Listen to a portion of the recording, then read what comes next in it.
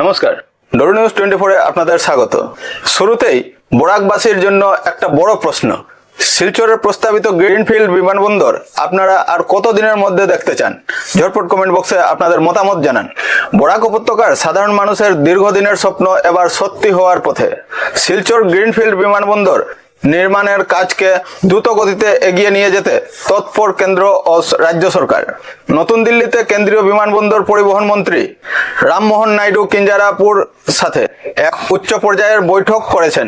মুখ্যমন্ত্রী ডক্টর হিমন্ত বিশ্ব শর্মা জানিয়েছেন, আসাম সরকার শিলচরের এই বিমানবন্দরের সমস্ত প্রস্তুতিমূলক কাজ ইতিমধ্যেই শেষ করেছে।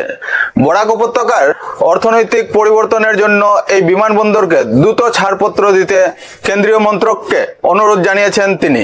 এই বিমানবন্দর চালু হলে বরাক উপত্যকার কতটা লাভ হবে? আপনার মূল্যবান চিন্তাভাবনা আমাদের কমেন্ট বক্সে অবশ্যই জানান। সীমান্ত সুরক্ষা ফের বড় সাফল্য আসাম পুলিশের। হাইলাকান্দি জেলার জামিরা এলাকা থেকে গত রাতে পুলিশ একজন অবৈধ বাংলাদেশি নাগরিককে গ্রেপ্তার করেছে। ধৃত ব্যক্তির কাছ থেকে কোনো বৈধ নথিপত্র পাওয়া যায়নি। সে কিভাবে এবং কি উদ্দেশ্যে ভারতের অভ্যন্তরে প্রবেশ করলো তা নিয়ে পুলিশ বর্তমানে জোরদার জেরা চালাচ্ছে।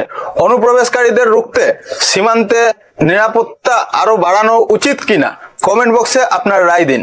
আমাদের খবরগুলো ভালো লাগলে অবশ্যই চ্যানেলটি সাবস্ক্রাইব করুন এবং ভিডিওটি ফেসবুক ও হোয়াটসঅ্যাপে প্রচুর শেয়ার করে সবাইকে জানিয়ে দিন।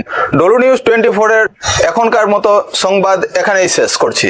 বরাক উপত্যকার আরো নানা তাজা খবরের জন্য চোখ রাখুন আপনাদের প্রিয় চ্যানেল ডোরো নিউজ 24।